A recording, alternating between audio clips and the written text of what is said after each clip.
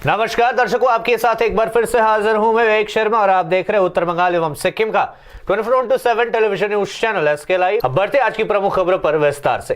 अलीपुरद्वार में corona virus के 2 नए मामले सामने, कुल संख्या पहुंची 210। 194 लोग स्वस्थ होकर लौटे अपने घर। अलीपुरद्वार जिले में कोरोना मरीज की मौत का पहला मामला सामने आया है। स्वास्थ्य विभाग के अनुसार तोपसीगादा कोविड-19 अस्पताल में इलाजरत एक वृद्ध कोरोना मरीज की गुरुवार सुबह मौत हो गई। इधर कोरोना मरीज की मौत की खबर फैलते ही स्वास्थ्य विभाग समेत पूरे जिले के लोग आतंकित हैं।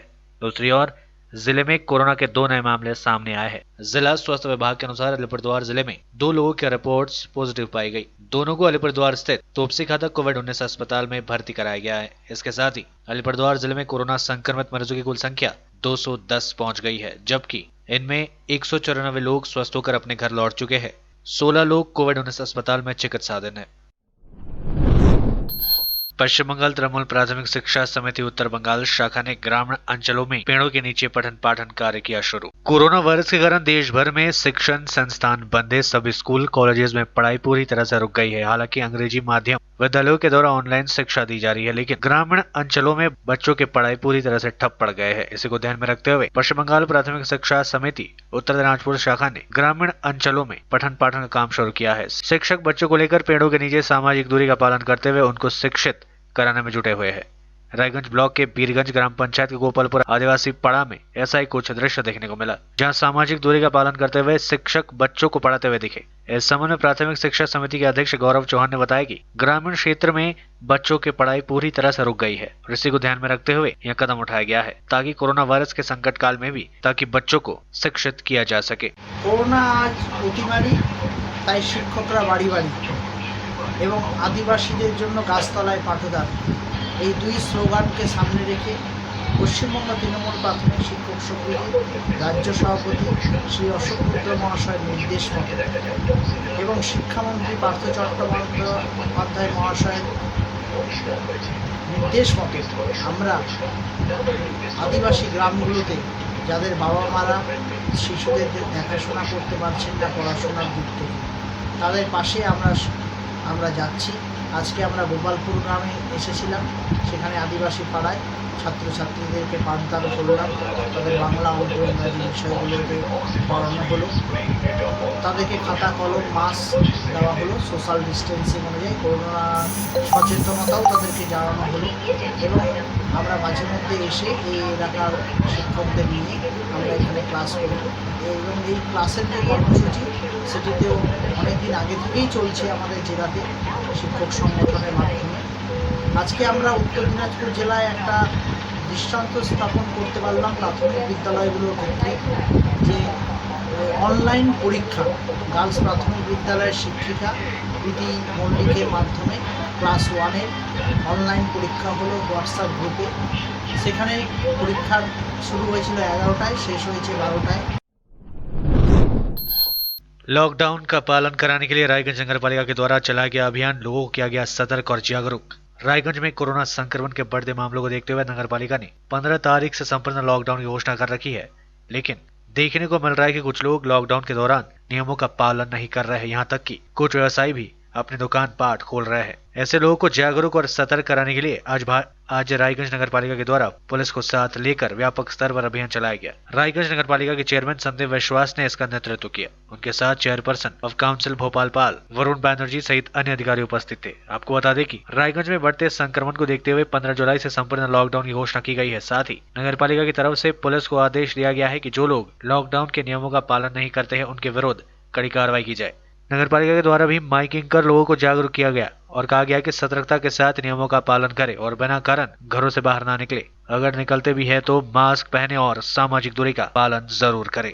আমরা মানুষকে আরো সচেতন করবার দায়িত্ব নিয়ে আমরা বাড়ুচ্ছি। মানুষ ঘরে থাকুন, সুস্থ থাকুন এবং স্বাস্থ্যবিধি মেনে চলুন, এই কথাগুলোকে বোঝাবার জন্যই আমরা রায়গঞ্জ পৌরসভা পরিবার, আমাদের কাউন্সিলর পরিবার এবং রায়গঞ্জ পৌরসভার বৃহত্তর কর্মীদেরকে নিয়ে আমরা রায়গঞ্জের রাজপথে বেরিয়ে মানুষকে আমরা সচেতন করব, এই দায়িত্ব আমরা আজকে নিষ্ঠা সহকারে পালন করতে চলেছি।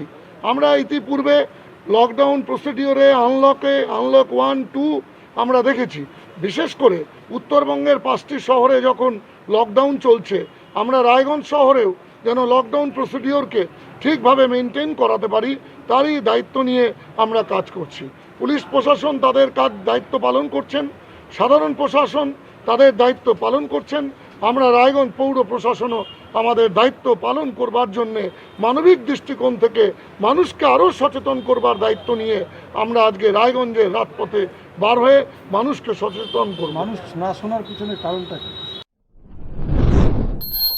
लॉकडाउन के पहले दिन सख्त अभियान चला रही है पुलिस। कोरोना के बढ़ते मामलों के मद्देनजर प्रशासन ने 7 दिनों के लिए किया लॉकडाउन। कोरोना के लगातार बढ़ते मामलों के मद्देनजर सिलीगुड़ी के सभी 47 वार्डों में गुरुवार से अगले 7 दिनों के लिए संपूर्ण लॉकडाउन का ऐलान किया गया है। कल राज्य के पर्यटन मंत्री गौतम देव की मौजूदगी में कोरोना को लेकर गठित टास्क फोर्स की मीटिंग में कोरोना के लगातार बढ़ते मामलों की रोकथाम के लिए सिलीगुड़ी शहर को अगले 7 दिनों के लिए पूरी तरह से लॉकडाउन करने का फैसला लिया गया है। आज सुबह 9 बजे से पूरे शहर में लॉकडाउन शुरू होने के साथ ही पुलिस सक्रियता के साथ लॉकडाउन तोड़ने वालों के खिलाफ अभियान में जुट गई। सुबह से पुलिस की टीम शहर के विभिन्न इलाकों में यातायात नियंत्रित करने के साथ ही लॉकडाउन तोड़ने वालों के खिलाफ अभियान में जुट गई। शहर के सभी महत्वपूर्ण स्थानों में पुलिस का अभियान जारी है। शहर के हासमी चौक, सेवक रोड, विधान रोड सभी स्थानों में पुलिस लॉकडाउन तोड़ने वालों के खिलाफ सख्त कार्रवाई चला रही है। बता दें कि सिलीगुड़ी में पिछले कई दिनों से प्रतिदिन 30 से 40 के बीच कोरोना का नया मामला सामने आ रहा है। वहीं कल यह संख्या 79 दर्ज की गई। আমরা দেখতে পাচ্ছি যে মানুষ সেরকমভাবে এখনও সচেতনতার অভাব আছে মানুষ, কারণ প্রচুর লোক অকাজে বেরোচ্ছে, ঘুরছে। আমরা তাদেরকে বারণ করছি, আমরা বিভিন্ন জায়গা থেকে ধরেও নিয়ে যাচ্ছি, থানাতে অনেক অলরেডি অ্যারেস্টেড আছে, ঠিক আছে। তা সত্ত্বেও মানুষ ঠিক সচেতন হতে পারছে না। একই জিনিস অথচ শহরে দিন কিছু কিছু মানুষ বেপরোয়াভাবে চলছে। আমরা প্রশাসনিক দিক থেকে, বিভিন্ন এনজিওদের দিক থেকে, মিডিয়া পার্সোনালরা মানুষকে সচেতন করা সত্ত্বেও এরা বেপরোয়াভাবে চলার চেষ্টা করছে। তাদের বিরুদ্ধে আমরা লাগাতার অ্যাকশন নিয়ে চলছি। আজকেও আমরা অনেক কিছু অ্যারেস্ট করেছি, গ্রেপ্তার হয়েছে। जलपाईगुड़ी के पहाड़पुर ग्राम पंचायत इलाके में मिला कोविड-19 से संक्रमित एक मरीज। जलपाईगुड़ी शहर संलग्न पहाड़पुर ग्राम पंचायत अंतर्गत सुंदरपाड़ा में कोरोना संक्रमित मिलने के बाद पूरे इलाके में तहलका मच गया है। इस खबर की जानकारी मिलते ही ग्राम पंचायत प्रधान अनिता रावत और सैनिटाइजर विभाग की टीम गांव पहुंची और पूरे गांव को सैनिटाइज करने का कार्य किया गया। ग्राम पंचायत प्रधान अनिता रावत ने बताया कि पहाड़पुर इलाके में पहली बार कोई व्यक्ति संक्रमित पाया गया है, इसलिए प्रशासन पूरी तरह से सतर्क है और पूरे गांव को सैनिटाइज किया जा रहा है। लोगों को भी जागरूक किया जा रहा है कि वे सामाजिक दूरी का पालन करें और बिना मास्क घरों से बाहर ना निकले। আমরা পাহাড়পুর সুন্দরপাড়ায় এসেছি, একজনের পজিটিভ ধরা পড়েছে। তো আমরা সকলেই, আমাদের অঞ্চল সভাপতি, পঞ্চায়েত সকলে মিলে এলাকা বাসিন্দারা যারা আছে সবাই সহযোগিতা করছে তাদের বাড়িতে, এবং আমরা স্যানিটাইজার ব্যবস্থা করেছি জিপির তরফ থেকে। এই পরিবারকে কি বলছেন পরামর্শ? পরিবারকে 14 দিন আমরা তো বের হতে না করছি, এবং যে পজিটিভ ধরা হচ্ছে সে তো হসপিটালে অ্যাডমিট করা আছে, এবং ওনাদের যা পরিষেবা দেওয়ার সেটা আমরা অবশ্যই করবো। সচেতন করার জন্য আমরাও বলে দিচ্ছি, প্রত্যেকটা বাড়ি বাড়ি এলাকায় ঘুরে দিব, এবং বাস দিয়ে ব্যারিকেড করা হবে। এখনও আশাকর্মী দিদিরাও সেভাবেই সহযোগিতা করছে, এবং আমাদের পঞ্চায়েত দিদি সেভাবে করছে। আমাদের অঞ্চল সভাপতি আসছে সহযোগিতা করার জন্য, প্রশাসনকে আমরা জানিয়েছি, তারাও হেল্প করবে ব্যবস্থা। एक न्यायाधीश कोरोना पॉजिटिव, वकीलों ने अदालती कामकाज से बनाई दूरी, आपातकालीन परिसेवा जारी रहेगी। मालदा अदालत के एक न्यायाधीश कोरोना पॉजिटिव पाया गया है। इस खबर के बाद मालदा बार एसोसिएशन ने फिलहाल अदालत में कामकाज बंद रखने का फैसला लिया है। हालांकि आपातकालीन परिसेवा जारी रहेगी। मालदा के जुडिशियल मजिस्ट्रेट के कोरोना संक्रमित होने के बाद फिलहाल वकीलों ने अदालती कामकाज से दूरी बनाने का फैसला किया है। शुक्रवार से वकीलों द्वारा अदालत में काम नहीं करने की बात कही जा रही है। मालदा बार एसोसिएशन के सचिव शुभेंद्र नारायण चौधरी ने बताया कि एक न्यायाधीश कोरोना पॉजिटिव पाया गया है। उन्होंने बताया कि अदालत परिसर में प्रतिदिन लोगों की भारी भीड़ रहती है, ऐसे में कोरोना संक्रमण के तेजी से फैलने की आशंका बनी रहती है। यही कारण है कि फिलहाल वकीलों ने अनिश्चितकाल के लिए अदालती कामकाज बंद रखने का निर्णय लिया है। साथ ही उन्होंने कहा कि आपातकालीन सेवाएं चालू रहेंगी। সিদ্ধান্ত মানে কি, জজ সাহেব ডেকে পাঠিয়েছিলেন আমাদের এক জুডিশিয়াল ম্যাজিস্ট্রেটের করোনা পজিটিভ রিপোর্ট এসেছে, জেল থার্ড সিংময় চ্যাটার্জি। সেই কারণে উনি আমাদের অনুরোধ করলেন যে এখন কদিন পরিস্থিতি যতদিন পর্যন্ত ভালো না হচ্ছে ততদিন পর্যন্ত বন্ধ রাখার জন্য উনি আমাদের অনুরোধ করলেন। তারপরে ভিত্তিতে আমরা বারে একটা এমার্জেন্সি মিটিং করলাম। মিটিং করে আপনাদেরকে সবাই সহমত হলো যে হ্যাঁ, এখন যা পরিস্থিতি মালদার এখন খারাপ হচ্ছে, তো আমাদের রেগুলার কোড সেটা চলবে, কারণ আসামি প্রোডাকশন হবে, আসামি প্রোডাকশন বন্ধ হতে পারে না আইনত। ওই কোডটা খালি সিজন কোডটা চালু থাকবে, রিমান্ড ফাইল, বাদ বাকি সব কিছু বন্ধ থাকবে আনটিল ফার্দার অর্ডার। लेते हैं थोड़ा सा ब्रेक, फिर मिलेंगे ब्रेक के बाद। Wonderful place of education. ICFI University, Sikkim. Committed and dedicated faculty, career-oriented programs, comprehensive mode of learning, vibrant campus life, extracurricular and co-curricular activities, cultural programs will give you wings to your creative thoughts.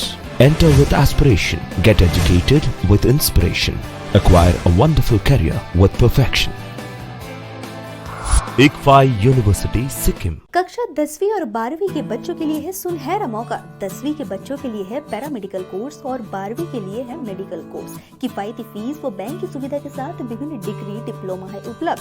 सभी stream के बच्चों के लिए खुली है state nursing council and Rajiv Gandhi university and health science and paramedical board government of Karnataka से मान्यता प्राप्त अदन paramedical and nursing college. Contact number 8016235569, Champasari, Siliguri. Inner Wheel Club of Gangtok presents online classes, skill-based English learning.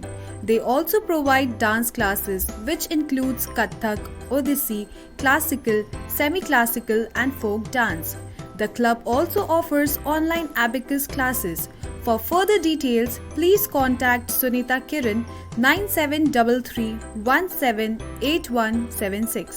आज जहाँ कोरोना से सभी है परेशान, हम लाए हैं कमाने का तरीका आसान।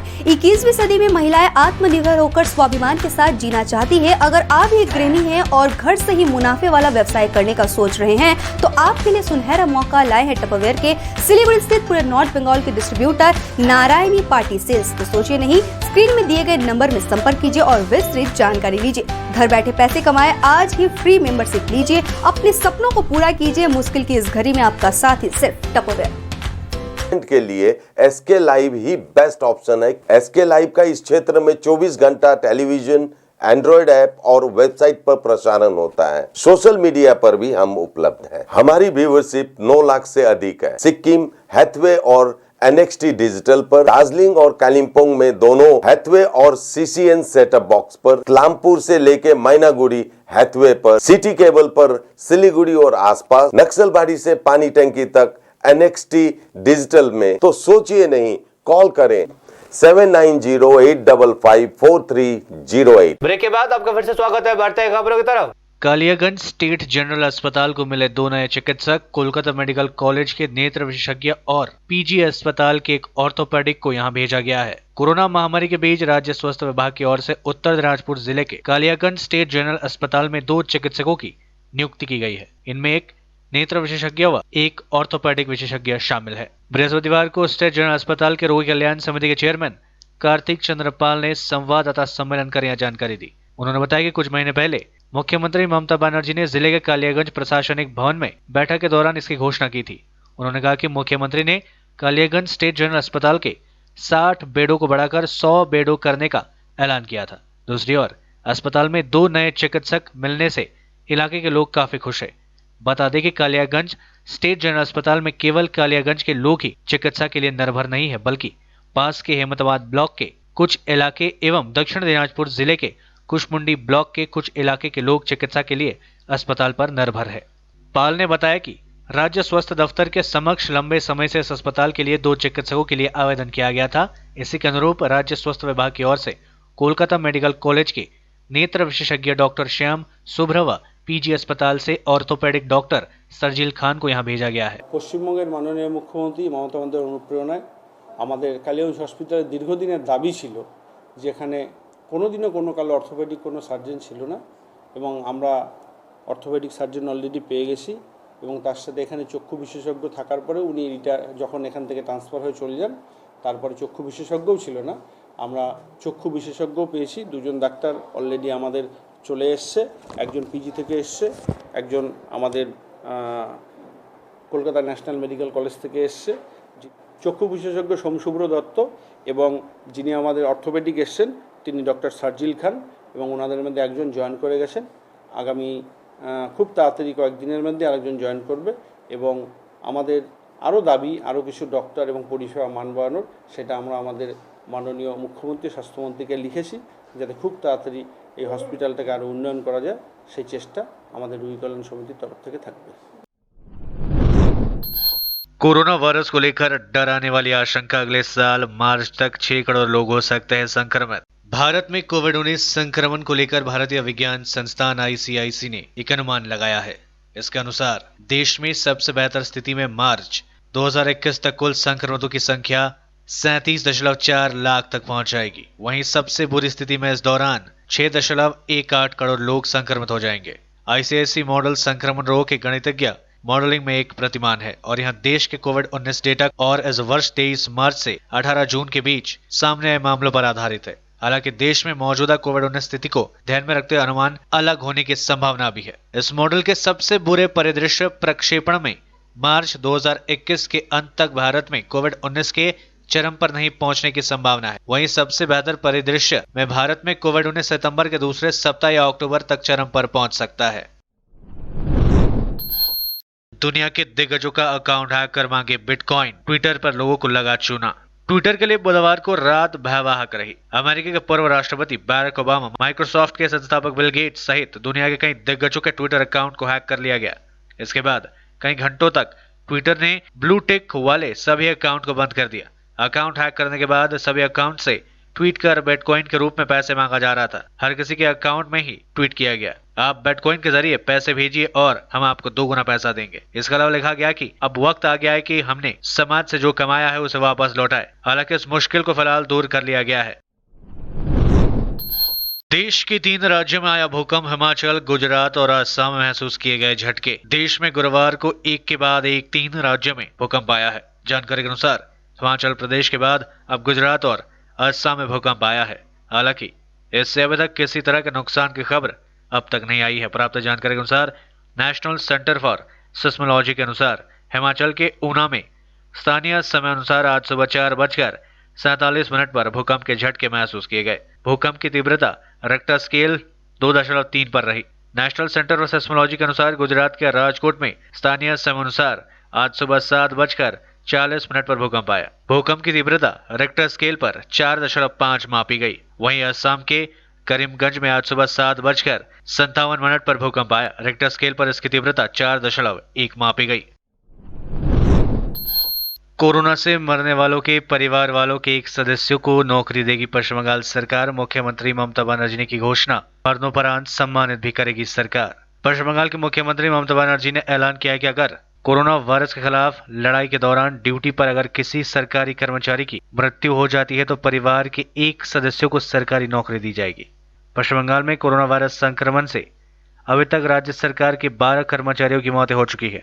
इसके साथ ही उन्होंने कहा कि राज्य सरकार मृत कर्मचारियों, डॉक्टर्स, पुलिसकर्मियों और स्वास्थ्य कर्मियों को मौत के बाद पदक और प्रमाण पत्र के साथ सम्मानित भी करेंगी। आज के लिए बस इतना ही और मुझे दीजिए इजाजत और देखते रहिए SK लाइव, आपका समय आपकी खबर। धन्यवाद।